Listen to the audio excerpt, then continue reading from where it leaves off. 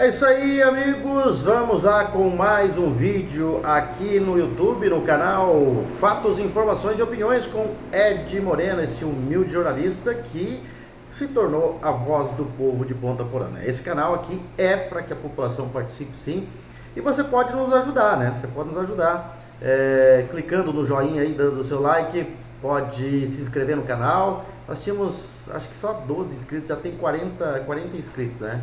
Já, para quem começou ontem, tá bom, né? Começamos no final de novembro, fizemos acho que 6 vídeos só em dezembro, e aí estamos dando continuidade nesse ano, né? Porque realmente é um canal de informações, opiniões independente, né? Sem amarras. E nós estamos aqui, né? Alguns vídeos já bombaram, circularam aí na cidade, inclusive no estado, e nós estamos seguindo o caminho de forma independente através do YouTube, né? Até quando deixarem, né? Graças a Deus, Trump ganhou as eleições nos Estados Unidos e a censura ela perdeu força, né? Embora o atual governo do Brasil ainda queira, né? Vai tentar fazer de tudo para censurar aí os jornalistas, né? E a população que tem o acesso. Mas vamos lá, já que nós estamos falando de liberdade de expressão, de censura, né? Nós temos aí a visita da Comissão Interamericana dos Direitos Humanos, da OEA, da Organização dos Estados Americanos, né? E algumas impressões ficaram, né? Uma muito ruim, né? Essa deles terem ido primeiro no STF, e outra que é meio complicado, né? Eles estão sendo chamados ao Brasil por um governo que quer censurar as redes sociais. Estão sendo chamados ao Brasil pelo atual governo. Então, embora alguns deputados da oposição tenham se animado, ou pelo menos colocado o grupo da Comissão Interamericana de Direitos Humanos contra a parede, qual que é o que eles vieram fazer aqui? O que vai ser analisado, né? Será que é o que o governo quer? O relatório vai ser apresentado diante do que o governo e o STF, o Extremo Tribunal Federal, quer? Será? O que vai acontecer? Algumas impressões ficaram e umas não foram boas, né? A liberdade de expressão é fundamental para a democracia e está ameaçada no Brasil, né? A gente sabe que está ameaçada no Brasil. Durante sua visita ao país, Pedro Vaca Villarreal, que é o relator especial para a liberdade de expressão da Comissão Interamericana de Direitos Humanos, a CIDH, ligadas à Organização dos Estados Americanos, a OEA, recebeu relatos que considerou impressionantes e impactantes, né? Suas declarações, combinadas com a hesitação em relação ao comunicado do Supremo Tribunal Federal, suscitam questões importantes, né? Que a gente precisa analisar. E é por isso, alguns a gente vê com muita desconfiança, outros com uma certa esperança, né? Pedro Vaca está no Brasil a convite do governo, né? Esse é um dos problemas. E só que ele tem a missão, né, de avaliar a situação da liberdade de expressão. Durante sua visita, ele se encontrou com membros dos 3 poderes: jornalistas, representantes de organizações de direitos humanos, plataformas digitais e acadêmicos. Entre os encontros, destacou-se uma conversa aí com o presidente do Supremo Tribunal Federal, do qual eu chamo de extremo, porque eles são extremistas, né? O presidente Luiz Roberto Barroso e o ministro Alexandre de Moraes, onde discutiram a atuação da corte em relação a postagens que segundo eles, incitam agressões a ministros, ataques às instituições e politização das Forças Armadas, além de tentativas de golpe. Isso na cabeça deles, né? O relator também se reuniu com oposicionistas, né, e advogados de figuras que estão sob investigação do Extremo Tribunal Federal, como é o caso de Felipe Martins, ex-assessor da presidência. Vaca expressou sua preocupação com as denúncias sobre a liberdade de expressão no Brasil, ressaltando que os relatos foram impressionantes e impactantes e que a Comissão Interamericana de Direitos Humanos da OEA faria um comunicado próprio sobre a visita separadamente ao que foi emitido pelo Supremo Tribunal Federal. Essa visita gerou debates, expectativas entre opositores e advogados, jornalistas e influenciadores que alegam ter enfrentado censura. Alegam ou não, né? Enfrentaram censura. Nós temos jornalistas aí exilados, né? Nos Estados Unidos, na Argentina, no Paraguai, né, na Espanha, e porque por opiniões, né, por simplesmente serem contra o governo. No Brasil, desse governo que disse não há censura, o governo não pode ser contrariado, ele não pode ser criticado, o STF não pode ser criticado, ou seja, isso é proibido. É proibido em países de ditaduras, né? Não numa democracia. O Brasil, a democracia está indo para o espaço, né? E se deixarmos, vai. E uma das figuras que eu respeito muito nessa briga, e um dos brasileiros que a gente ainda tem orgulho, que eu ainda tenho orgulho de admirar, é o advogado Sebastião Coelho, né? Ele é um dos que tem enfrentado essa corja aí, né, com muita força. E durante um encontro lá com o relator Pedro Vaca, né, o relator da Organização dos Estados Americanos para a Liberdade de Expressão, Pedro Vaca Villarreal, que é colombiano, né? O advogado Sebastião Coelho afirmou que há sangue nas mãos do ministro do Supremo Alexandre de Moraes, né?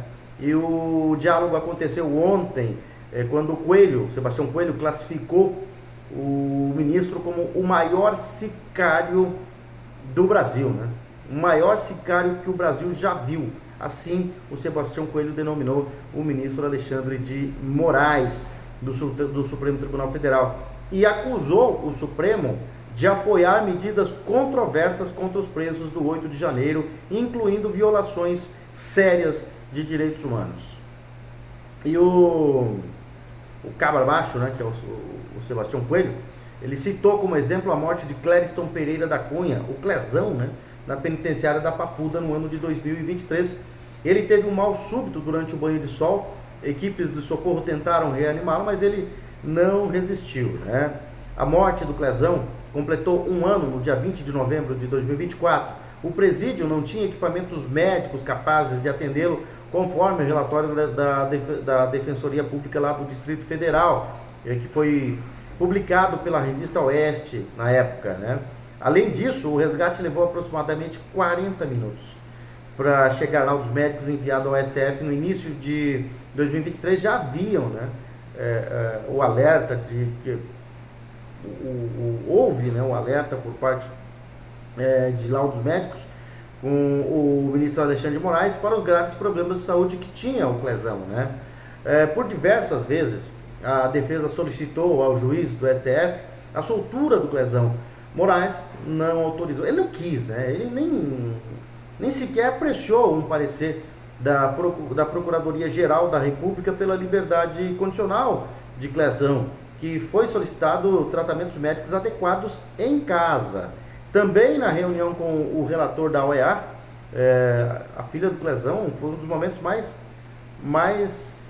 comoventes, né, dessa visita do Vaca, porque ali, para quem não acompanhou, pode ver o vídeo aí nas redes sociais, tá no YouTube, tá em todos os lugares, tá no Instagram, né?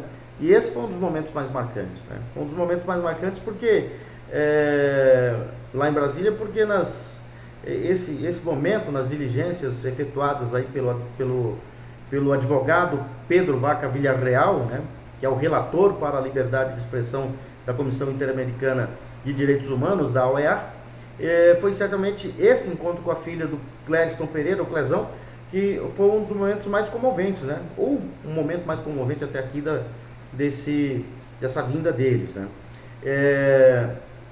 O Clezão tinha recebido um parecer favorável da Procuradoria-Geral da República, a PGR, para ter a liberdade provisória, mas enquanto aguardava a apreciação do parecer pelo ministro Alexandre de Moraes, foi vítima de um mal súbito, né? Como eu já disse, como a gente já informou, né?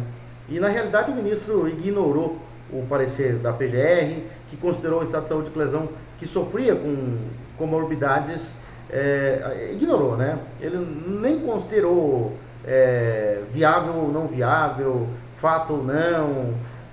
Além disso, diversos alertas médicos sobre o risco de o preso sofrer um mal súbito também foram ignorados pelo Alexandre de Moraes, que negou a liberdade provisória do Clezão por 3 vezes. Então esse foi um dos momentos mais marcantes, né? E as impressões nem sempre não são boas, né?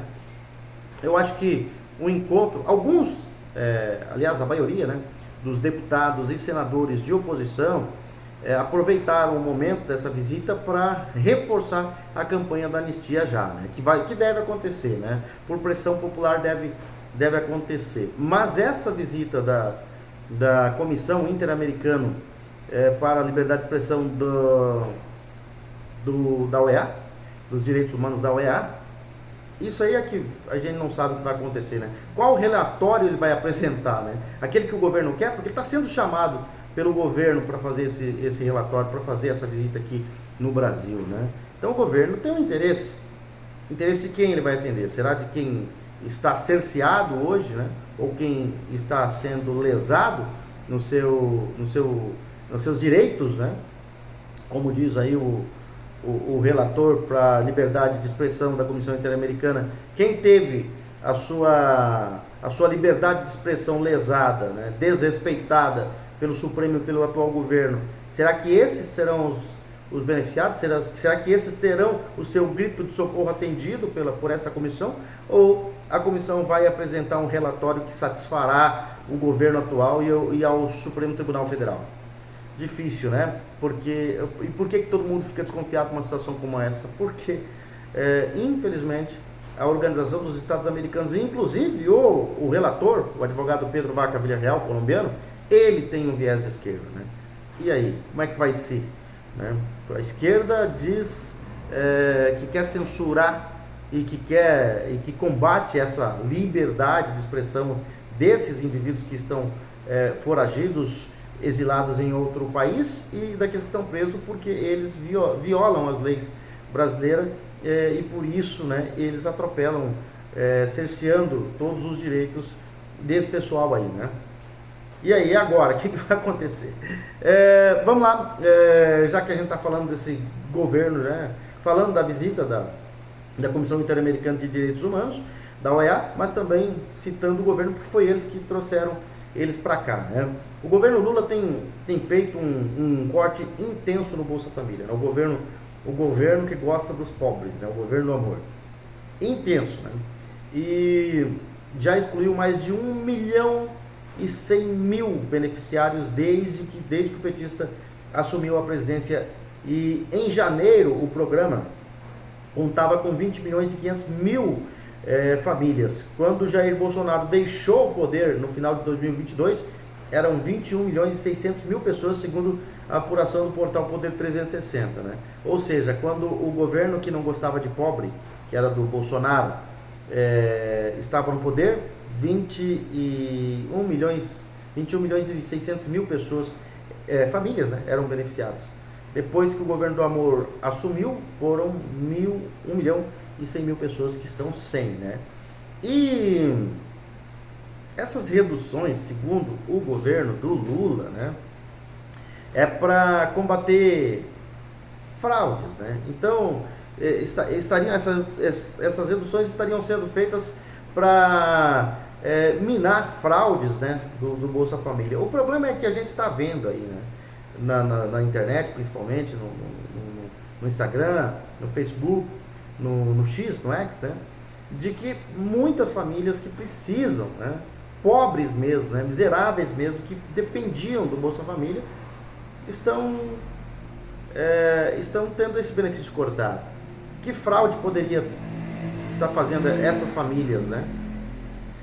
Complicado, viu? Tá complicada a vida do brasileiro, do mais pobre, né? Essas reduções estão matando muita gente aí, matando de fome, muita gente passando fome, né? Um governo que sempre falou que defende pobre, né? Que preza pelo pobre e que quer ver o pobre com um alimento na mesa, né? Não tem, infelizmente não tem, fazendo totalmente ao contrário. E diante de toda essa situação, é claro que a desaprovação do governo Lula vai cair. Só que eu também não confio nos institutos de pesquisas, né? Porque amanhã cai o dinheiro na conta, a desaprovação do governo, que era de 40, vai para 80 a aprovação, né? Então, é bastante complicado. Eu não confio em instituto de pesquisa, né? Embora hoje os institutos estejam dizendo que a desaprovação do Lula é grande. O que me impressiona é que ainda há uma aprovação grande, né? E eu não consigo acreditar nessa aprovação. porque não tem porque como o governo Lula ter 48% de aprovação da população. Não tem, é humanamente impossível pelo que o país está passando, né? E segundo uma pesquisa feita pela Atlas Intel, a desaprovação do governo do presidente Luiz Inácio Lula da Silva alcançou 51,4%. Tá vendo que é grande, mas pela situação que o Brasil passa, devia ser bem maior, né? Mas não, né? E aí aquela história, né? Caiu o dinheiro na conta, no mês que vem a pesquisa vem diferente. Esse levantamento mostra que 45,9% dos entrevistados aprovam o governo Lula. É muito, né?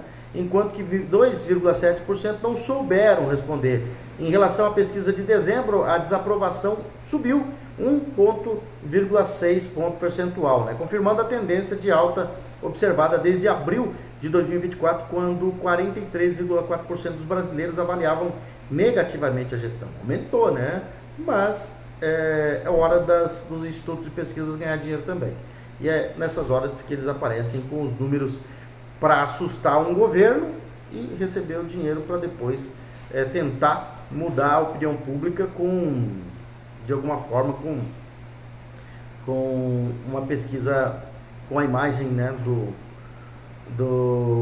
nesse caso do governo, né, bem melhor, né? E diante disso, né, o Rui Costa Pimenta, ele que é um comentarista político e líder de extrema esquerda, né? Só que ele é bastante sincero nas situações que ele fala. Não é de hoje que ele dá declarações bastante sinceras falando em relação a narrativas desse governo do PT, né? Ele destrinchou na última entrevista que ele fez, né? Ele destrinchou, arrebentou com as narrativas e estratégias desonestas usadas para lidar com o avanço da direita no Brasil. As falas ocorreram durante uma entrevista ao site Petista Brasil 247, na última sexta-feira, né, no último dia 7, e rapidamente repercutiu pela franqueza surpreendente vinda de um líder de esquerda ao expor a verdade por trás das táticas e narrativas impostas pelo PT. No primeiro trecho retirado da entrevista de Leonardo Atup, dono do Brasil 247, entrevistador em questão, ele fez uma pergunta direta para o Rui Costa e o Rui Costa foi mais direto ainda na resposta. Você acha que é melhor para o Lula enfrentar um adversário conhecido na eleição, o Bolsonaro, ou enfrentar uma eventual surpresa? Sem rodeios a resposta do Rui, né? Não, Bolsonaro é pior. Surpreso, o entrevistador, o Atup, questionou novamente, né? Ele mais uma vez questionou, mas Bolsonaro é pior, né?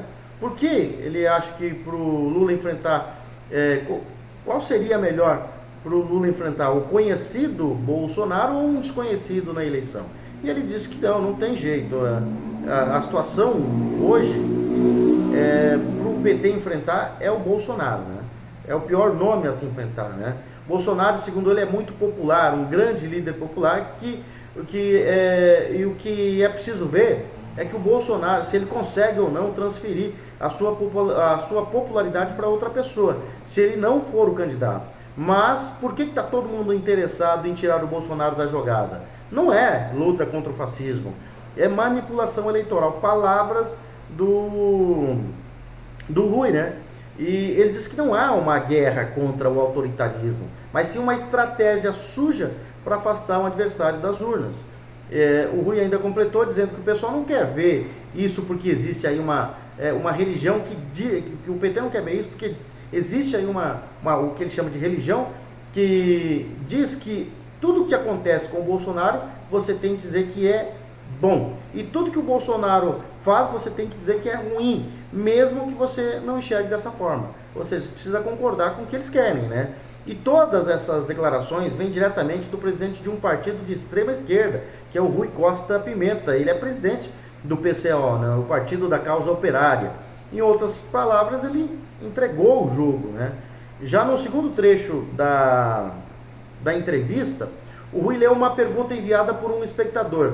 E a pergunta foi a seguinte: você acredita que Bolsonaro teria tantos votos mesmo sem a máquina estatal, ou seja, apenas com popularidade e carisma?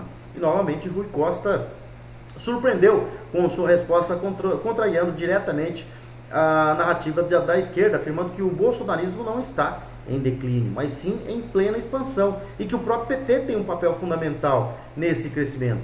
Ele disse, em resposta, que acha que Bolsonaro avançou nesse período, e que isso foi visto na eleição municipal. O partido do Bolsonaro foi mais votado, e quem forçou o Lula a recuar na política do PIX foi o Nicolas, né? O Nicolas Ferreira, o deputado Nicolas Ferreira, que é um bolsonarista convicto.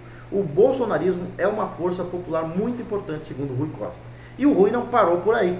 Ele foi além ao dizer que o PT está entregando de bandeja para o Bolsonaro pautas que antes eram da esquerda. Segundo o Rui, ele está se expandindo. Tem gente que acha que ele está em retrocesso e ele não concorda com essa análise. E diz que o PT oferece todo tipo de argumento para que o Bolsonaro possa se expandir cada vez mais. Segundo Rui, o PT já entregou para Bolsonaro a tocha da democracia e da liberdade, e agora está prestes a entregar ainda mais. Segundo Rui, o PT, depois de ter passado a tocha da liberdade e da democracia para o Bolsonaro, agora está passando a tocha do nacionalismo e do anti-imperialismo para o Bolsonaro. Antes era a esquerda que ia para as ruas lutando por liberdade, hoje é a direita, né? Que move milhões, liderando manifestações e sendo voz ativa contra o autoritarismo, enquanto não se vê mais manifestações promovidas pela esquerda. Ou a que eles promovem não leva público. E Rui Pimenta classifica isso como Lula passando a tocha da democracia e da liberdade para Bolsonaro. Diante da sinceridade de Rui, Leonardo Atu só conseguiu dizer que isso foi e isso é um paradoxo total, né? Na verdade, quem é honesto, mesmo sendo de esquerda, vai concordar com tudo que o Rui falou, né? É uma manipulação. Estão tentando tirar o Bolsonaro do jogo a todo custo, né? Mas não estão conseguindo. Bom, já falamos demais de política, vamos falar de esporte, porque hoje tem Campeonato Paulista, né? Hoje tem rodada boa aí no Campeonato Paulista, tem clássico também, né? Tem Corinthians e Santos jogando na Neoquímica Arena, o jogo da TV aí, né? Vamos ver então os jogos de hoje do Campeonato Paulista. Já começou a rodada, a nona rodada começou ontem, né? Com o Botafogo ganhando do Bragantino por 1-0. O Botafogo de Ribeirão Preto, que está no grupo do Corinthians, né? Mas não consegue mais alcançar o Corinthians, por isso o Corinthians já está classificado. Ali vão jogar para definir quem vai ser o segundo colocado. Além desse jogo aí do Botafogo, que nós já tivemos realizado ontem, nós teremos hoje, lá em Bauru, o Noroeste jogando contra o São Bernardo. O Mirassol joga no Maranhão contra a Ponte Preta. Lá em Diadema, né, o Água Santa vai jogar contra a Portuguesa às 20h35, o jogo da TV, né? O clássico entre Corinthians e Santos na Neoquímica Arena. No Brinco de Ouro da Princesa amanhã tem Guarani e Novo Horizontino. A Inter de Limeira joga contra o Palmeiras, o São Paulo joga contra o Velo Clube. O jogo do São Paulo vai ser numa Garrincha mais uma vez, né? O São Paulo que precisa voltar a vencer porque o seu torcedor já está irritado, né? Na Taça Guanabara, a primeira fase do Campeonato Carioca, a 7ª rodada vai ser encerrada hoje, né, com o o Flamengo fazendo o clássico contra o Botafogo. Nós tivemos a 7ª rodada iniciada no final de semana, né, mas Flamengo e Botafogo vão jogar pela 7ª rodada hoje, às 20h30, é o jogo marcado aí para encerrar, né, a 7ª rodada da Taça Guanabara, a primeira fase do Campeonato Carioca, né? Vamos ver no Campeonato Gaúcho o que nós temos para este meio de semana. Nós já tivemos o Grêmio já em campo ontem, goleou o Pelotas 5-0, 5 fáceis, 5-0 do Grêmio para cima do Pelotas ontem na Arena do Grêmio. Hoje nós teremos lá em Bagé o Guarani jogando contra o Caxias. Nós teremos também hoje o Avenida jogando em Santa Cruz do Sul contra o Juventude. Ainda hoje tem São José e Monson, né, às 20h30, no mesmo horário, no Bento Freitas, em Pelotas. O Brasil de Pelotas vai jogar contra o Ipiranga. E às 21h tem São Luís e Internacional jogando no estádio 19 de outubro. E o Sul Mato Grossense só no final de semana, onde nós teremos jogos aí já válidos pela 7ª rodada do Campeonato Sul Mato Grossense. São essas as informações de momento. Lembrando mais uma vez, você pode participar, clica aí, dê o seu joinha no nosso vídeo, se inscreva no canal. E você dos bairros que tiver informações aí, quiser passar informações, usar o Fatos, informações e opiniões aqui com o Ed Moreno. É só chegar, entrar em contato com a gente para que a gente possa levar a sua reclamação ao ar, e se tiver alguma coisa para informar também, eventos, campeonatos de futebol, enfim, é só entrar em contato com o Ed Moreno aqui, fatos, informações e opiniões, que nós estaremos lhe atendendo. São essas as informações de momento. Nós estaremos de volta amanhã, se Deus quiser, com mais informações aqui no Fatos, Informações e Opiniões com Ed Moreno.